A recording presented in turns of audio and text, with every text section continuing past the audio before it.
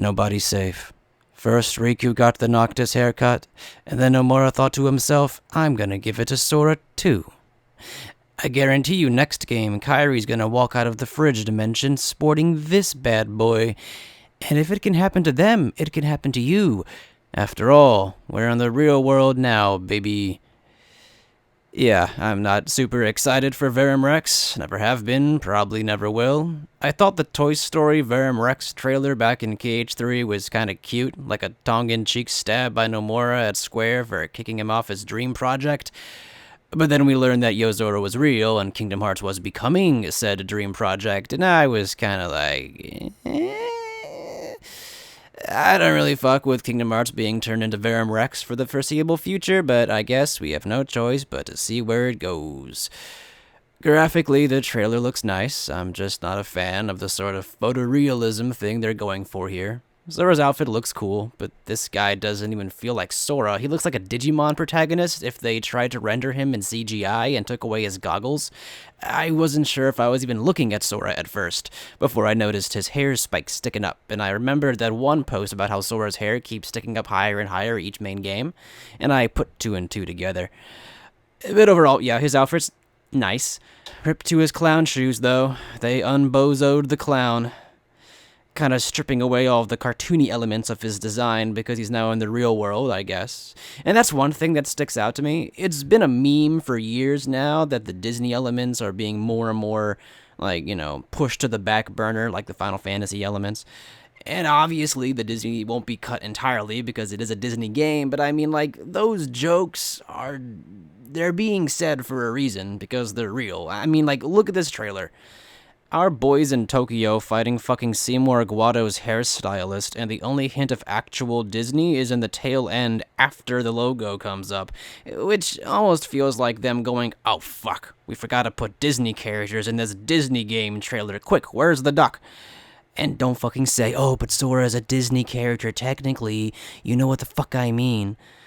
It's just kinda sad. I miss how colorful and cartoony things felt.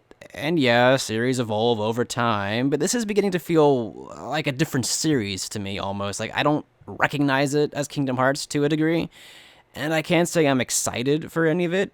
Granted, this is more than likely just going to be how Sora looks in Quadratum. This is just the Quadratum style, similar to, the Caribbean has its own style and stuff like that.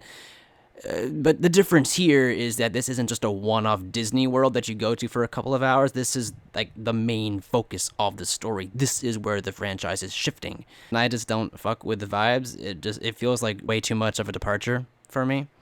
I will say, though, on a tangent, it is pretty hilarious how committed Square Enix is to making real-life Shibuya just a fucking multiversal purgatory for their properties. Like, I don't know if it's commentary on working conditions being bad there or something, but, I mean, hey, I get it. The real world is my hell, too, so why shouldn't it also be the hell for these funny little Disney characters? I love how Sora aged like 5 years as soon as he was hit with the burdening reality of what owning an apartment feels like. I saw someone find the real-life equivalent of where Sora lives. Well, I mean, Strelitzia lives there, but they straight doxed my boy 5 minutes in, and apparently an apartment in that area costs like 1 million United States dollars, American dollars, there we go, there's the term. So my man better be loaded, or, at least Strelitzia should be, because, yeah, Strelitzia's there. It's her apartment, I guess. It's kind of neat. Super uncanny valley vibes coming from her character model, but I hopefully, at least this means we'll be seeing Marluxia and Larxene at some point, right? That said, Marluxia in Quadratum graphics might just break the whole fucking PS5 from how hot he's going to look, so actually, it might be worth it. I'll touch more on her later. But combat, obviously, I don't think it's going to look like this at all in the actual game. This is just like a demo years out from release. I think that's a safe bet to say. I do like, the zeal Nomura is putting into paying homage to so many Versus 13 moments. Sora, climbing up this building, and this sequence right here that reminds me of this cut content from the Altissia segment. I gotta show which segment I mean, because cut content from Altissia could probably describe like 50% of FF15. But, paired together with all of the recreations of trailers from before, I do have to applaud this man's saltiness because he never let this shit go. He's still trying to make versus 13. I mean, yeah, like look at this monster. This monster is like this thing. It's crazy.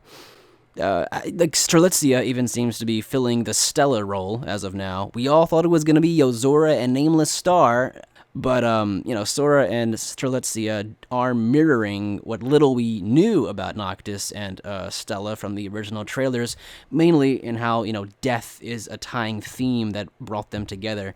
In Versus 13, Stella and Noctis both suffered near-death experiences that awoke in them their abilities given to them by, like, the goddess of death or something.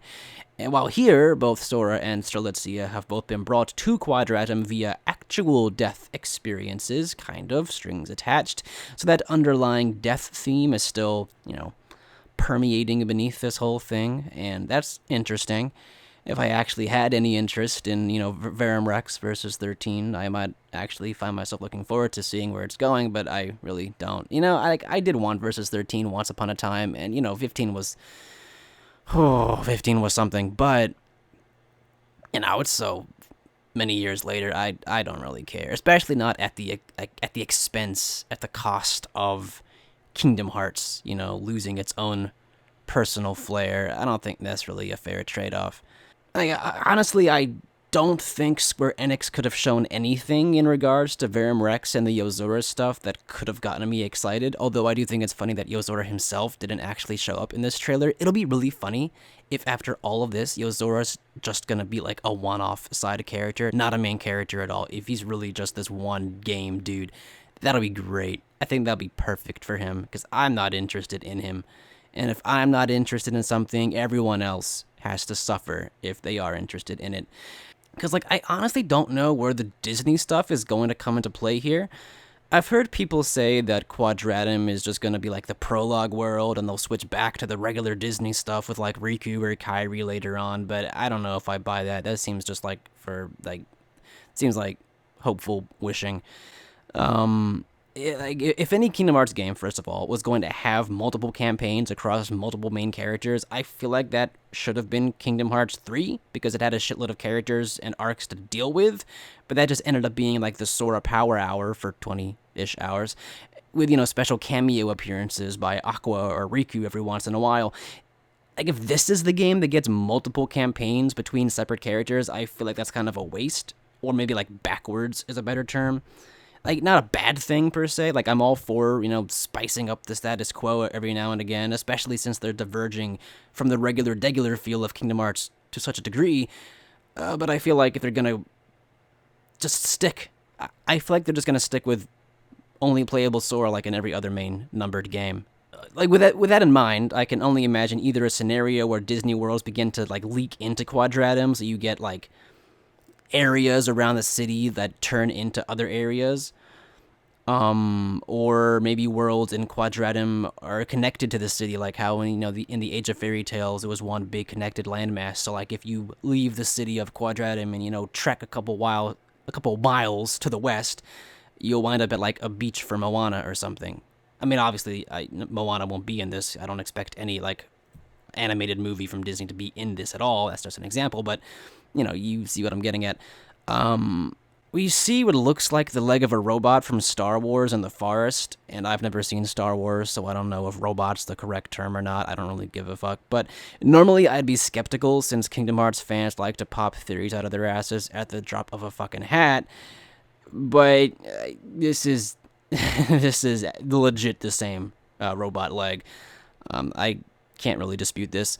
So I'm guessing they might use this unreality dimension to use some live-action properties that are from companies Disney's bought over the years, like Lucasfilms and Marvel and 20th Century. So that'll be kind of neat, if so, to see that play out. I can't wait for the Men in Black 2 world and the Night in the Museum world. Much more exciting than the Atlantis world I've been wanting for 13 years, but I guess I'll cope. Because as it stands, the only Disney in this trailer is the bit at the end with Goofy and Donald running into Hades. And, that part actually I do find neat. Fuck James Woods, obviously, but Hades is a fun character, and since death is a big theme right now, playing into the Versus 13 stuff that is obviously going on, he is the perfect person to try to, get help from. It's super funny how this is now the second game in a row where the main characters go, man, I don't know what the fuck to do. Hey, let's go hit up someone from Hercules. They know what to do. Like, why is Hercules the go-to for all of their plans? It's just like, man, I don't give a fuck. And also, pretty big brain move on Nomura's part if it does turn out that the river Styx has just been pumping dead people into fucking Shibuya. I mean, the Shibuya River was already kind of a big thing with the afterlife and the world ends with you, so if he can connect the dots there, that would be stellar. Galaxy Brain activate indeed, Fret. You are onto something, my man. But yeah, I think it's neat when Disney characters interact with the main plot like that. Like the Fairy Godmother did it in Melody of Memory, and that was cool, even though it rendered everything Kyrie did completely meaningless, which, I don't know if that should surprise me or not by this point.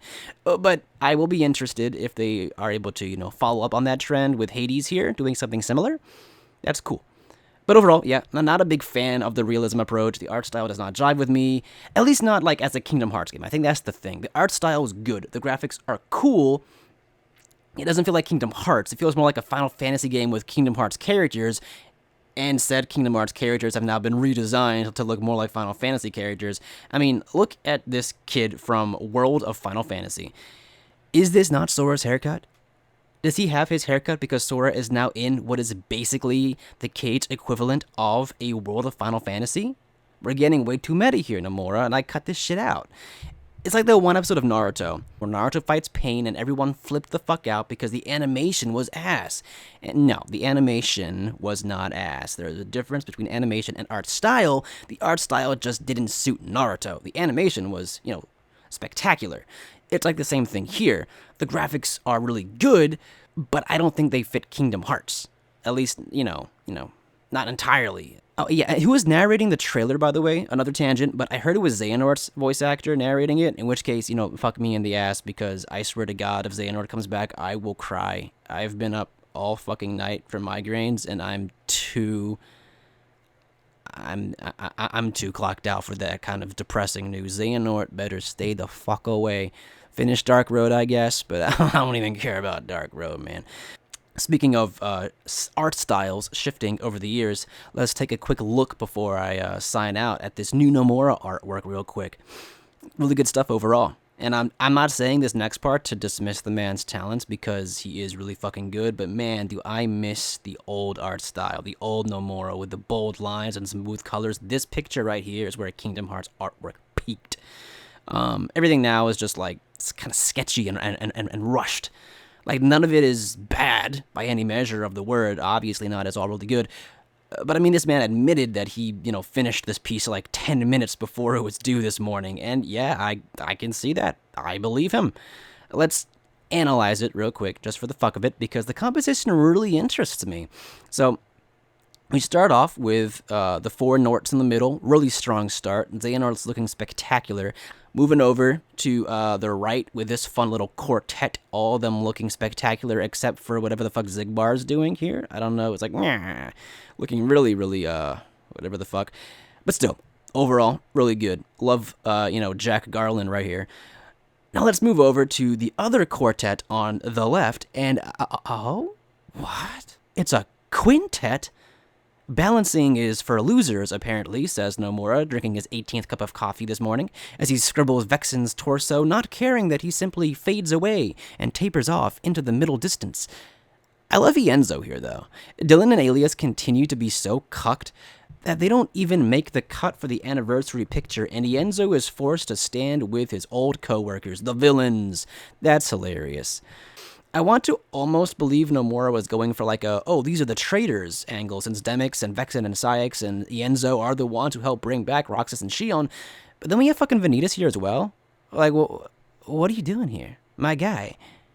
Anyway, we move up to the three Soras and the super non-suspicious fourth rectangle that houses the Kingdom Hearts 4 Sora on the complete version.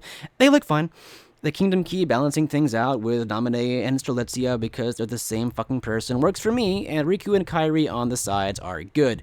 But here's where the balancing thing pops up again. So Roxas, Axel, and Shion end up so much higher than Terra, Aqua, and Ventus do, mainly because of the height differences between Riku and Kairi, that there ends up being like no room for Chesnort and Ericus, so now they're just really funnily manifesting out of nowhere. Like, just out of Axel's hair and shit. I think that's great. Like, what are you doing? And why is Riku Replica here? I'm surprised he made the cut for this picture. You know, fucking Zoldan and Lexius, the top two organization's strongest members under Xemnas, they didn't get in here, but Riku Replica? But he looks so cramped and squeezed in there. I guess he balances out with Ventus's Chirithy? But still, like, what the fuck? Also, I hate Ventus's Chirithy. Another aside, why is he a character? Why is he a big deal? Ventus's Chirithy never once showed up in all of Union Cross. And now Ventus's character, I guess, has like devolved to being a package deal with his little teddy bear cryptid dude that keeps trying to sell everyone gacha games. Oh yeah, there was another gacha game announced today too. It had some serious beta Terra from 0.2 graphics going on, but I'm ignoring that because it's stupid. Anyway, Ven's doing the little yeah face, and that's great, you know. Mickey, Donald, and Goofy are literally traced from another game's box art because, again, Nomura had to finish this thing by, 10 a.m. this morning and had no time to actually draw them again. And then the fuck tellers and the Master of Masters are just up there chilling, looking like some straight chicken scratch, waiting to finally get more than one stock personality trait. Overall, good stuff. Real questionable composition here and there, but I mean, I get it. He only had a long time to work on it and then waited until the last possible minute. But we've all been there. He's working on 1,000 different games right now, so we gotta give this guy a break. He's being, worked to death. Still, I do wish we had the old days back when Nomura could fully commit to his artwork, because dude's really fucking good at art, but shit doesn't hit like it used to. Still, good overall, and I like how Ansem the Wise was not here as well, so that gives it an extra point, because honestly, Ansem the Wise should have died after Birth by Sleep or whatever, I don't know. But yeah, I think that covers everything. I do not care for any game about Yozora and Quadratum. That's the too long didn't read version. But I think the graphics look neat. Hit me back up when they show Larxene in the new graphics. That'll be the stuff. Okay, bye.